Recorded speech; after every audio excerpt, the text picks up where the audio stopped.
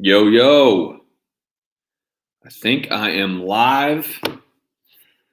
Not certain. I'm using technology these days. This is going to be fun. So, if I am live and you guys can see me and you can hear me, I want you to post a comment right here in the comment section.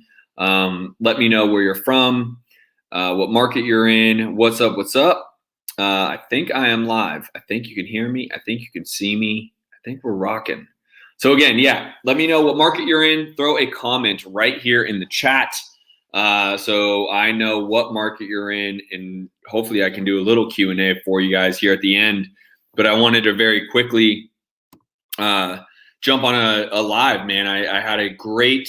The reason for this live, this won't take long. This is not like some hour-long training. What's up from Dallas, Texas? Love it. Houston, we got a bunch of Texas in the house. What's going on?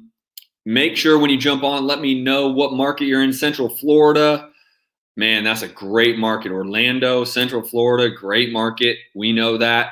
So yes, let me know where you're from, and then hopefully, if I have a couple extra minutes, shoot me any questions. I'll try to answer a couple quick questions before I jump off. But I had a little opening that I have some time. I wanted to give a little feedback for you guys. Atlanta's in the house. What's up?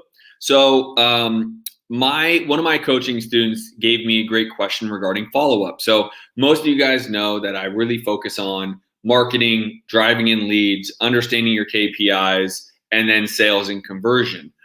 I say this time and time again, but there's really 4 pillars of our business, right? There's really only 4: marketing, sales and conversion, KPI management, and your exit strategy. Now, your exit strategy is where you can almost break down the exit strategy to multiple different pillars, right? Because if you know your exit strategy, it might allow you to negotiate better. So you could do maybe a creative finance offer rather than just a cash offer. But I'm not going to leave that. I'm going to leave that for the time being. Like I said, I only have a couple minutes here. So what I wanted to do is a student of mine actually asked me about follow-up and how to best use follow-up. So let's take it from the perspective of cold calling, as this is the perspective he asked me about. And I do a lot of cold calling. I do a lot of cold calling, text messaging, direct mail, and PPC.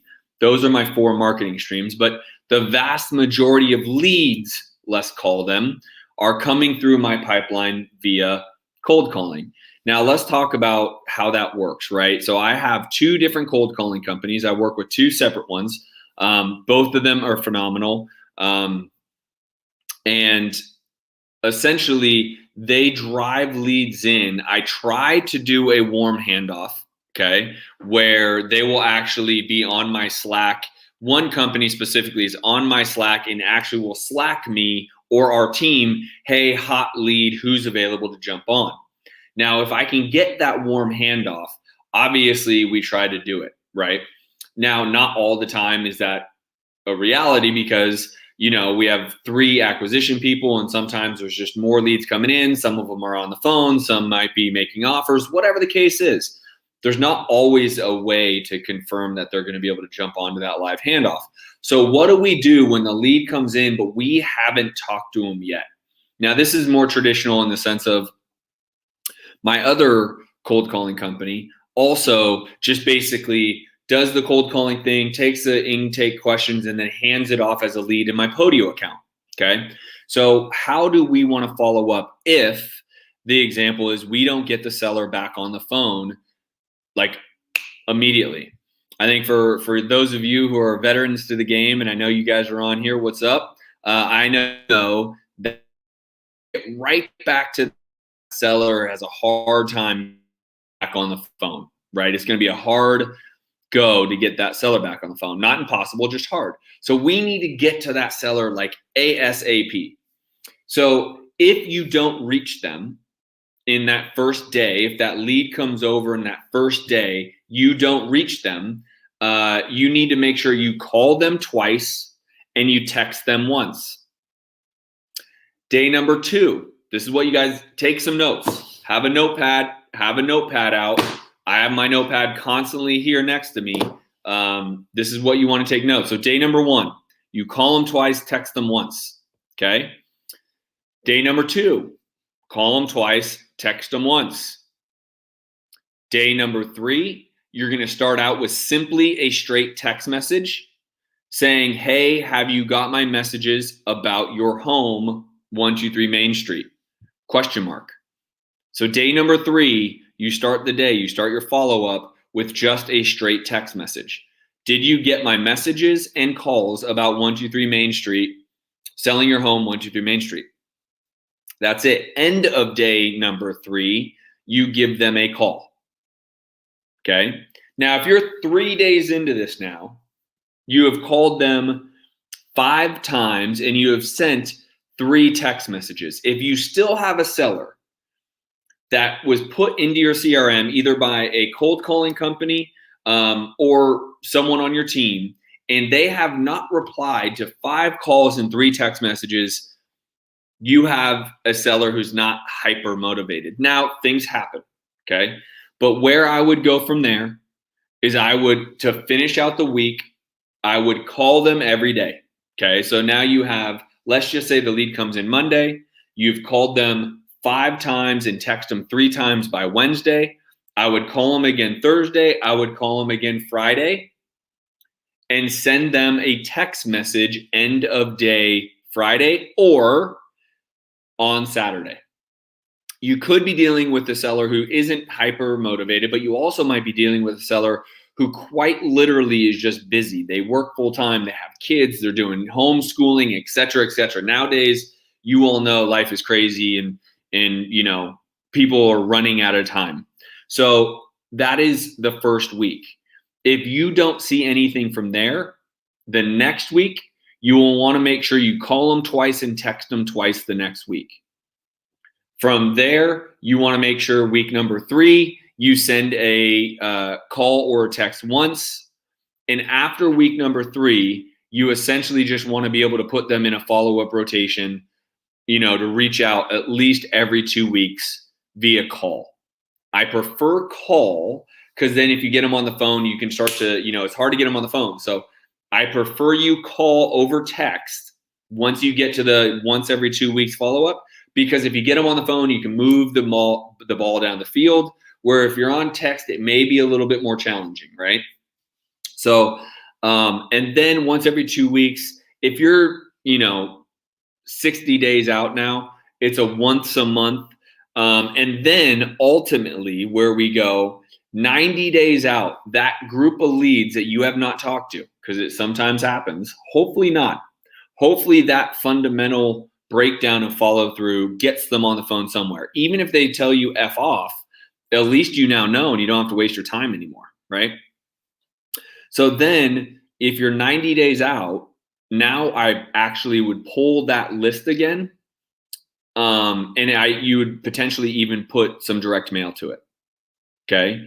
But now you're 90 days out. They're in just full follow-up form. They're probably getting a call or a text once a month minimum. I also would encourage you to pull that list out since they were a lead at one point and start to use direct mail. I have changed how I use direct mail, and I've actually started using more direct mail for the leads that are already in my database than to acquire new leads. I have found that cold calling and text messaging is a much more cost-effective way when spending money on marketing to go bring in a lot of leads. Now, they're not all going to be viable and qualified and the best leads you've ever worked ever. PPC and direct mail tend to be the best motivated leads. But if you are bringing leads into your database, okay, and you are having a hard time getting them off the fence, maybe you're having a hard time getting them on the phone, I actually use direct mail as a way to re-engage them. Because then if they call you back, now you know you have motivation, right? Like I've told you, PPC and direct mail typically are the highest motivated leads. They also tend to be the highest profitability as well as the most expensive. Right? So I don't want to use direct mail in the sense of just blasting it out. I want to use it very strategically for the list that I have in my database, right? And then strategically mail them, hey, are you still interested in selling your home? Please give me a call. We've talked to you once before. Would love to have another conversation with you. So that is my follow-up routine. Now, if this goes on and you have people in there for 6 months, 12 months, at that point, this isn't, in my opinion, unless you've had multiple conversations, like after 90 days, the lead is really just gone. It's not really an active lead anymore, because the reality is they have all your competition are calling them, texting them, and sending them mail too.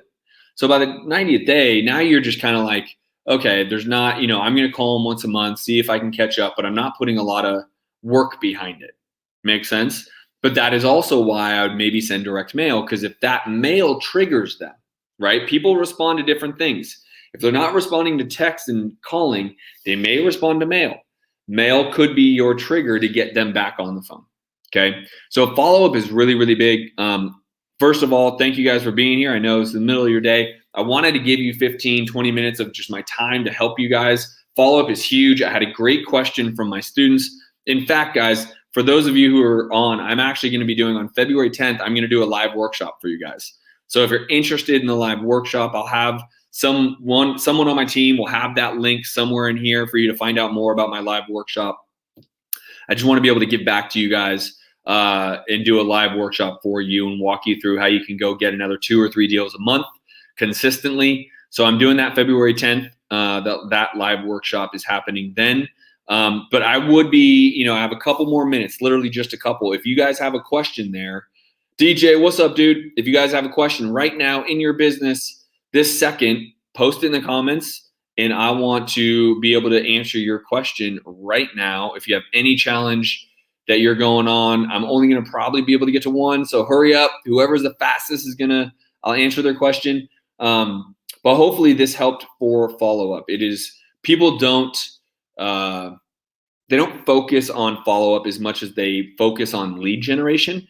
While I can appreciate you need to focus on lead generation, I also don't believe people are focusing on actually negotiating in sales. And part of that is the follow-up for sure. Joshua Parker, what up, dude? Justin, love the content, man. I appreciate you. Joshua, make sure obviously you're subscribed to my channel. If you guys aren't watching my YouTube channel, go over to YouTube. Just look me up, youtube.com/Justin Colby. I drop a video a day over there on YouTube. So Joshua, what's up, man? I really enjoy your recent videos where you walk through your flip. Appreciate it, dude. Make sure you're liking my videos, Joshua. That always helps the YouTube gods share my videos. So I appreciate you, Josh. And again, if you guys aren't actually watching my videos on YouTube, get over to YouTube, subscribe, because I drop a video a day over there and they're fire. All right. First question, wearing all the hats, what's the best strategy for filling seats to take tasks off my plate? Great question. I actually had a conversation this morning with a student about this. If you are not making $250,000 a year, I do not want you going and hiring an acquisition person or a disposition person. What I would suggest, if you are feeling inundated, if you're feeling like you're doing absolutely everything from washing the toilets to cooking the food to you name it, right? I suggest you go and find yourself either a VA to take some of the menial tasks like pulling lists, like setting up an email to go out to your buyers. I suggest you find a VA to do that, or even better yet, I would encourage you to find a personal assistant, someone who can just be a catch-all for the things that you don't want to do, right?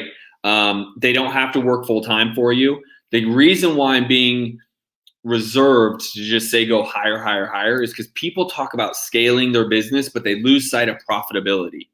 I don't agree with that. You need to remain incredibly profitable. So if you could have someone that an hour or 2 hours a day that you pay whatever minimum wage is, or $15 an hour, that can do your email blast, that can pull the list for you, that can do the things that you need done, that is my first hire. If you have really menial tasks like putting numbers into a spreadsheet, pulling a list, like a VA can do that. You can go to Fiverr, you can go to Upwork and just hire a VA to do some of these menial tasks.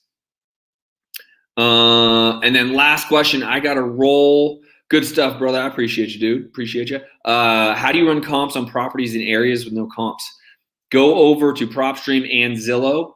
If there is nothing active on Zillow, you need to see if that market has at least 50,000 people as a population. If the market has 50,000 people as a population, you should be good to go. And then it's just do your very best. Like go out a year to see if there's a sales comp. If there's no comps in a year within a half mile or a mile, you just might not be, you're too rural, right? Like you're too far out there. There's probably not even 50,000 people in that town. So without knowing everything, that's how I would answer that. Hopefully that helped.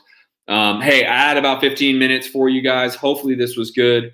John, what's up, brother? I hope I'm dropping some good nuggets for you. I appreciate you all. Go to my YouTube, but there's also a link in here somewhere. I saw it got dropped. My team dropped it in. I'm doing a live workshop for you guys to drop some knowledge on how you guys can get another 2 to 3 deals without spending more money on marketing. I'm trying to keep you guys really profitable. That's why I want to do this live workshop. It's for profitability.